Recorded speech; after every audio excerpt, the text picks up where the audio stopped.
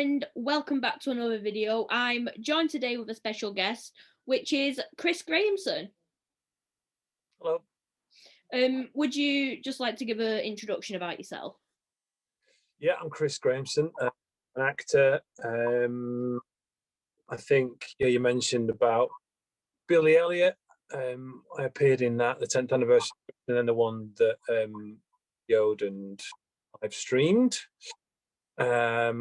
And yeah, currently in lockdown like everyone else and waiting patiently, or not so patiently sometimes, for theatres to reopen again. And yeah, I'm in Tina at the moment, the Tina musical. So it's a year ago today. It's a year ago today since all. It's absolutely crazy. Yeah. So yeah, waiting for that to reopen and we can get back to work.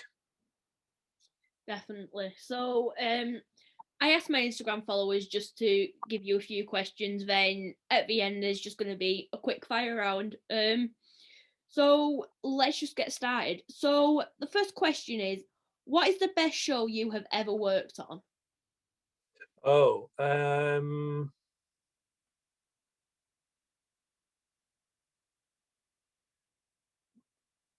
probably the recruiting officer. I did the recruiting officer at the Donmar, and I think just to work at somewhere like that with that level of creativity and actors was really special. And it was Josie Rourke's first production, the artistic director there. So yeah, I had a bit of magic dust around as well.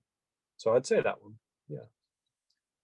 Great. So, like you said before, you was a part of Billy Elliot, and you played Tony. Yeah. So what was the best part about playing Tony in Billy Elliot? Well, it's a good role. So the best part of it was, yeah, tackling that role, which could easily sort of tend to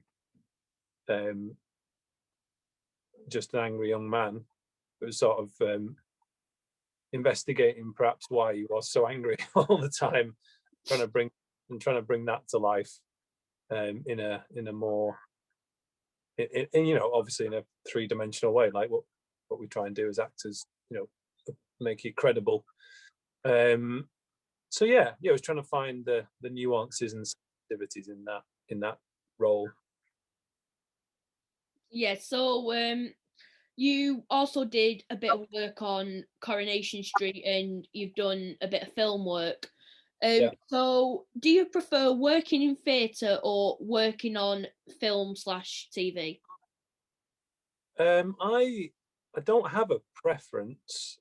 I'd like to have as varied a working life as I can.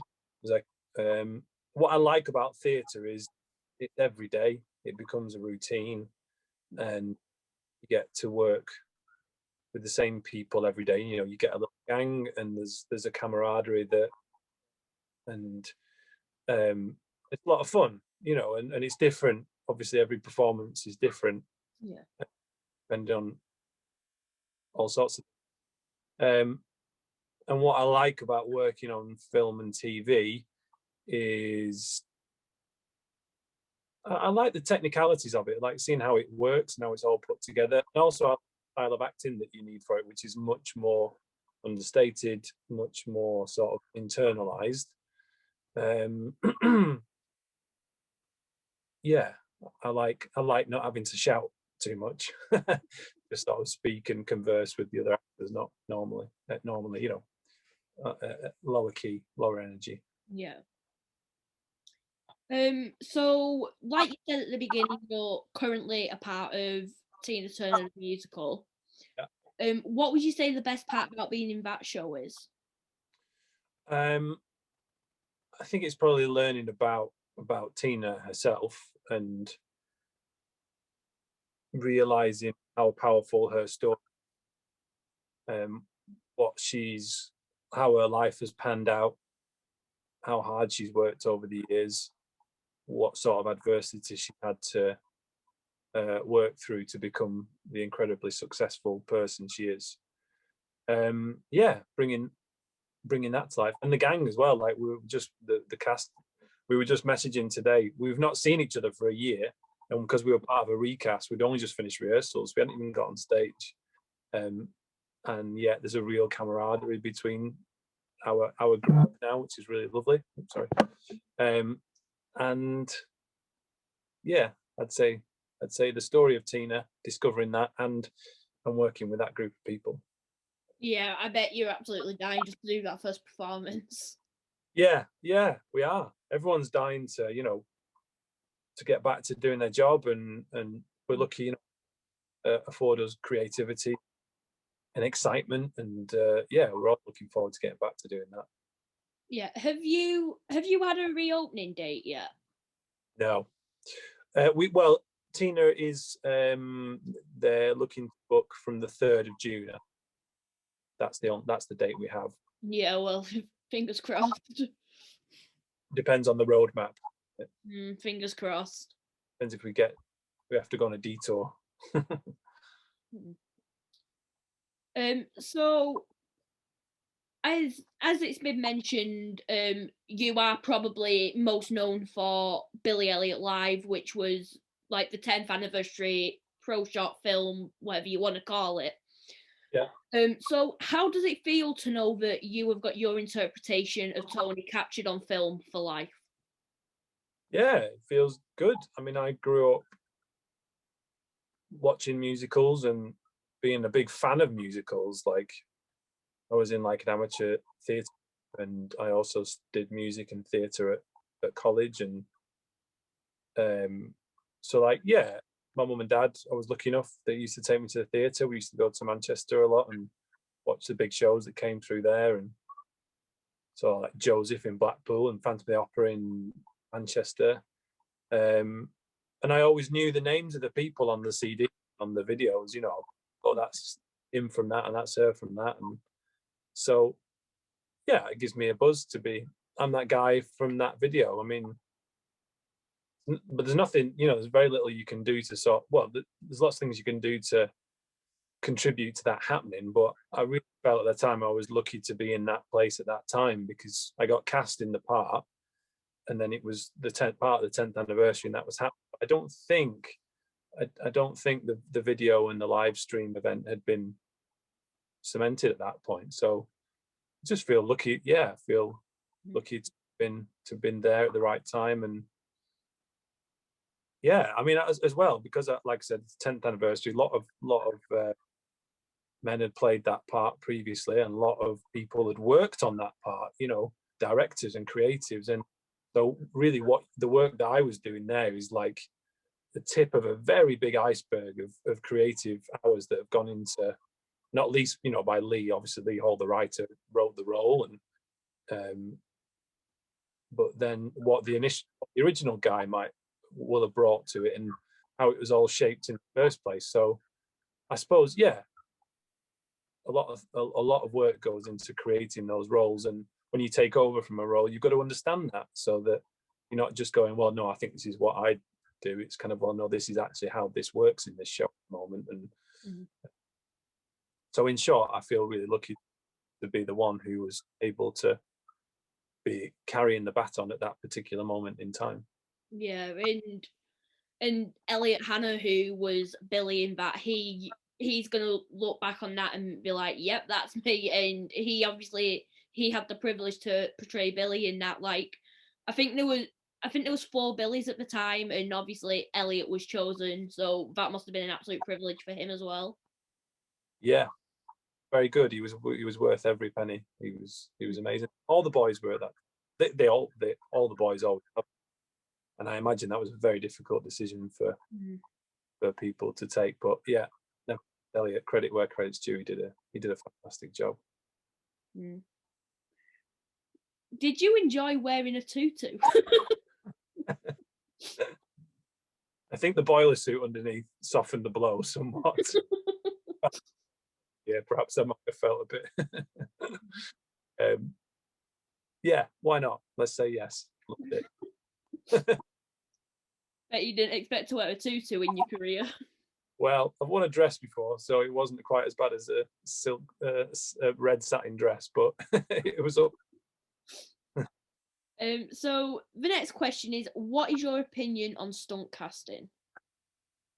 Stunt casting. What does that? What do you mean? I don't know that term. So stunt casting is basically where they get a celebrity in to basically sell tickets. Oh right, okay. Well, it's I don't have any opposition or aversion to it. You know, um, that's how the industry works. Um, I've been to see shows when I was younger, or not. You know, you think I'd like to see that person. Often people are well known or famous, for want of a better word, for good reason. Um, as long as as long as it's not horrific, like you know, someone who just has no competence and they're there simply because they're known for something. I don't know, but yeah, I mean, I think they're part of the industry, and I guess it would be nice to say that people get jobs in theatre and television, what have you, solely on competence and their appropriate and appropriate casting. Yeah.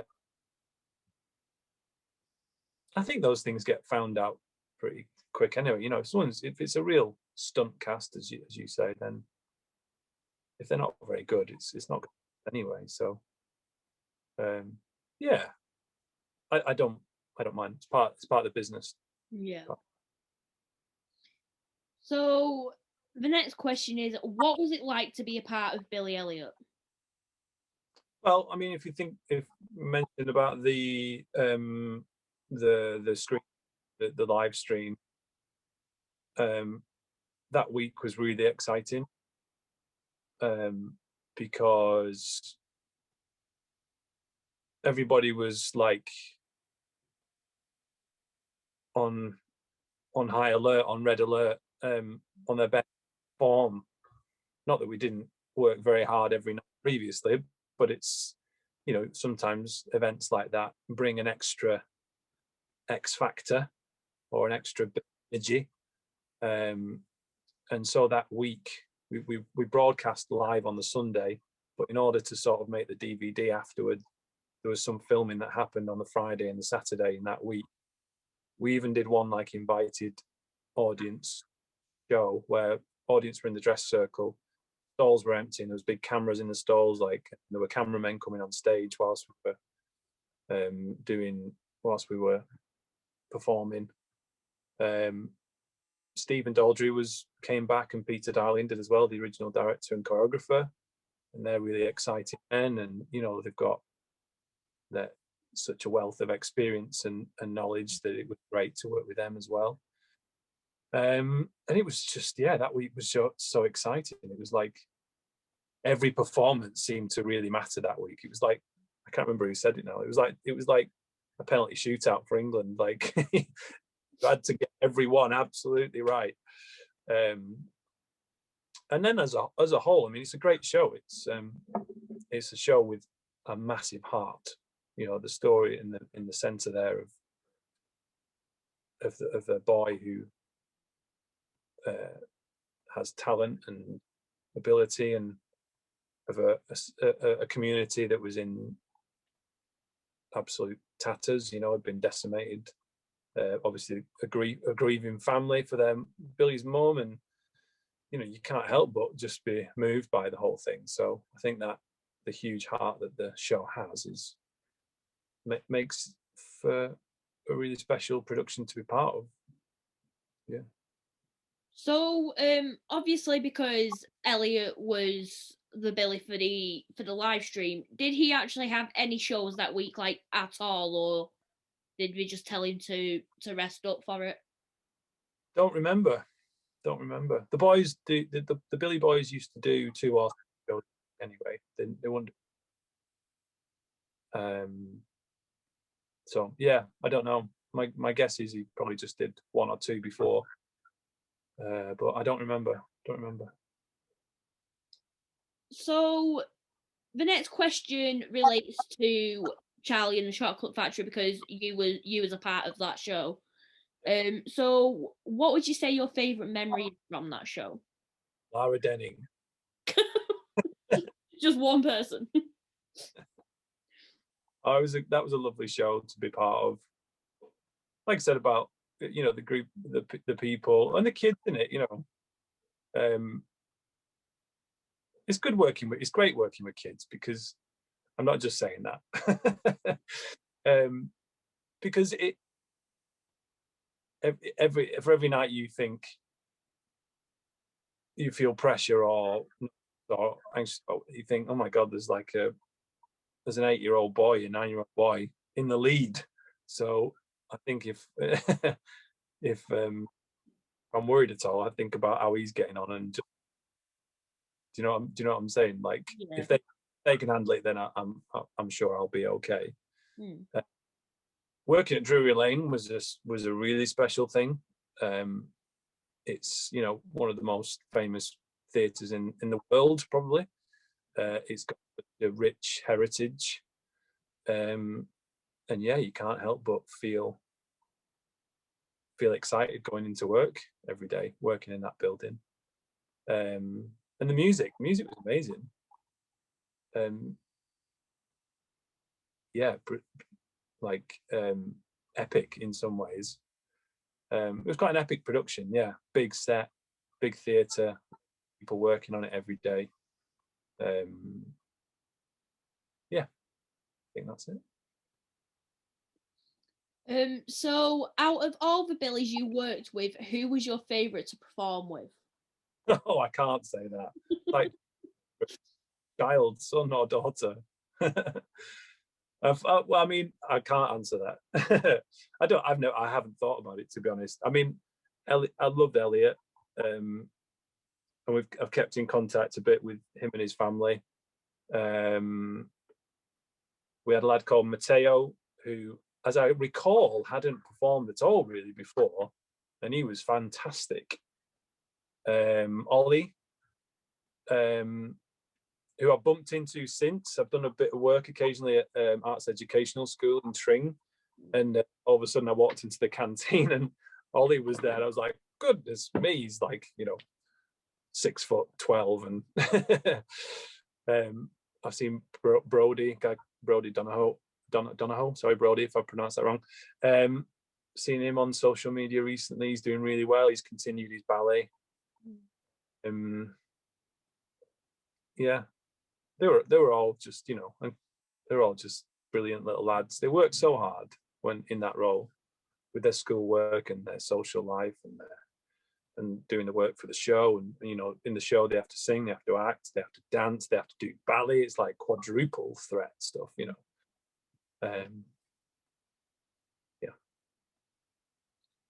So the next question is, do you have any pre-show rituals? Oh, that's a good question. Well, I always do the warm-up with everybody usually. Press-ups. I tend to do some press-ups. They seem to be the thing that get the blood flowing for me. Not like regular ones, but I think I tend to get into a routine once I'm in the show, and then sometimes I might break that routine and feel all a bit weird. So I go, right, I've just got to, make sure I always have a little sweet at that point, or have a cup of tea at this point, or something like that. Yeah, so you do get into it, and because that is, the thing with rituals is they keep you sane, and that's the same in life, I suppose, isn't it? That's why we do the same things. Why we try and do the same things most day. Any sort of routine is good, I think.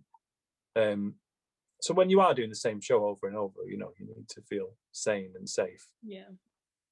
Yeah.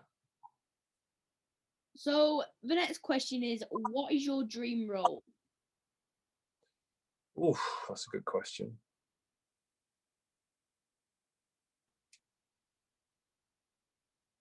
I'd love a crack at Javert in Les Mis. In musicals, yeah, that role. Yeah. Yeah, that's the one that springs to mind. I think I've got the darkness for it. So, if there was a musical or a film written about your life, who would you want to play you? RuPaul. I don't know. Who would I? Joaquin Phoenix.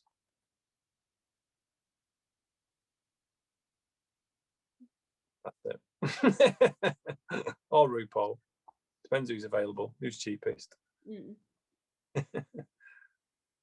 So, if you could reprise any role you have played, who would it be and why?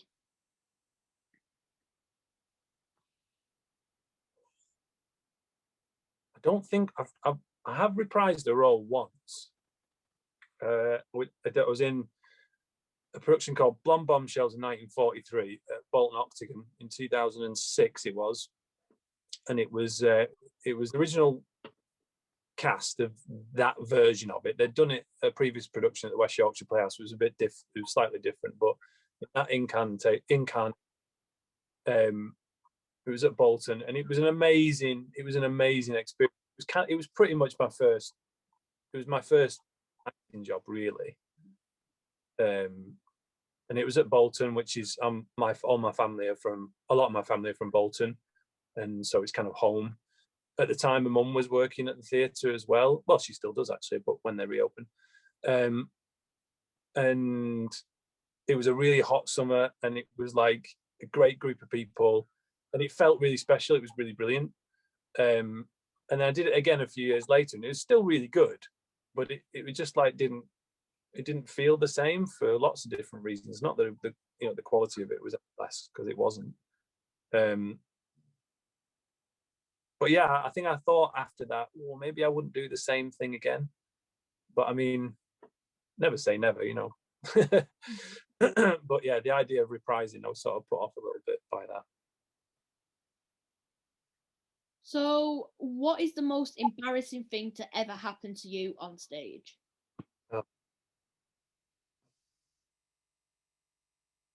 I mean, I missed an entrance once. Probably wasn't as embarrassing for me as it was for the person I left on stage, but I was really late for an entrance in Billy, and yeah, I was just mortified. So it was probably that. I left Dad, stood at the pit gates with nobody to talk to for a few minutes.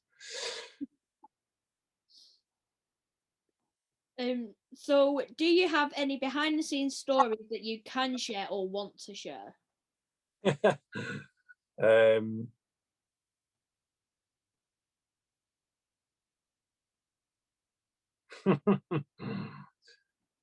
Not that, it's not. We always used to have a little party in when we were in Charlie and the Chocolate Factory. So I was Mr. Bucket, and there was Lara who's Mrs. Bucket, and then a few other characters who basically, we did loads of work in the first half, and then in the second act we were doing loads of booth singing, so singing backstage down and then we had a few minutes up. We had like 15, 20 minutes off between when we were sort of needed next. So we always used to have a little party, and we called it the Squirrels Party, because when the squirrels were chucking Veruca salt down the hole. So I mean, that's as rock and roll as it gets, really. We just used to get together and have a party. So, what advice would you give to people who want to get into musical theatre? Good question. Well, musicals require, multidisciplinary skills. So you really need to be able to move, dance. I mean, I'm really not a dancer or a mover, and I've been fortunate. I was fortunate to get into Billy, because he's sort of the type of people they want in that show tend to not be dancers naturally, or a lot of them are, but a lot of them aren't. So the rehearsals were sort of scheduled so that we spent a lot of time on the movement. But you know, if you really wanted to get into musicals and that you want that to be your living and something you work in a lot, you need to be able to move, you need to be able to sing, and you need to be able to act. So you know, get your training in that, get that done.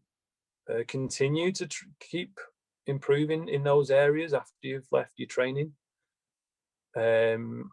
Keep yourself fit and healthy. Be prepared for doing lots of auditions that you might not get.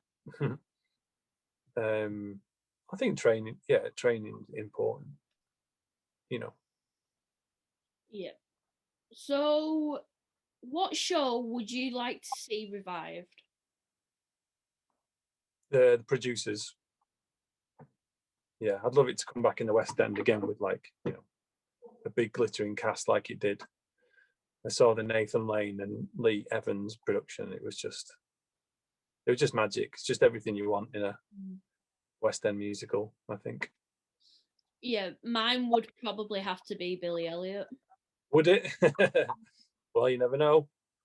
They might bring it back at some point. Who knows? Yeah, because Billy is actually my favourite show. Is it? Mm.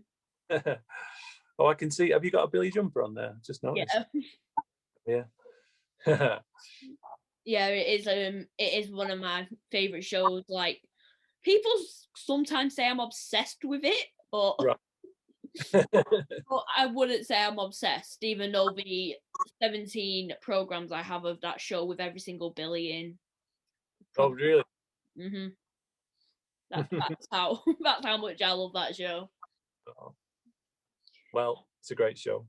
Yeah, it is. You have adoration. So the final question is one that I am going to be asking everyone. And that is, how do you feel now that Boris has finally mentioned theatres and that they can reopen in May?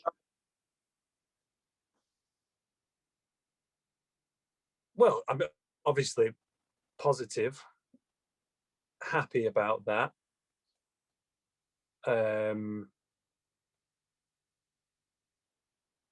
Yeah. I mean, look, it's not been easy for our community, especially in theatre. I know film and TV have gone back, but you know, as a general community, as actors and creatives, it's been challenging. And I know some people. I guess I've felt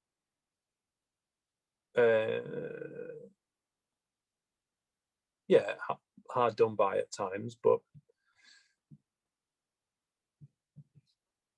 I think, like, you know, it's going to go back to some sort of normality soon, but I don't think life as we know it will return for a little while longer. You know, people are going to be. I don't think everyone's going to be that confident to come out and see theatre. But then again, that, you know, there'll be probably people like, absolutely, as soon as we can, let's just go, because, you know, everyone just feels like they're on waiting, their life's on hold a bit. Yeah. So, I mean, I'm just really positive, really happy that things are starting to move back in the right direction, and yeah, long may it continue. Yeah, definitely. So there's just a quick fire round just to finish things off. Yeah. So favorite musical?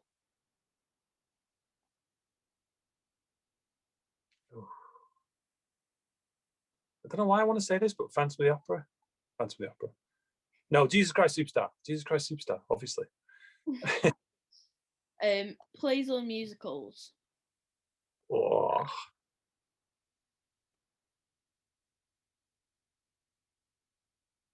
Can't decide. West End or Broadway? Oh. West End. And finally, favorite theatre you have performed in?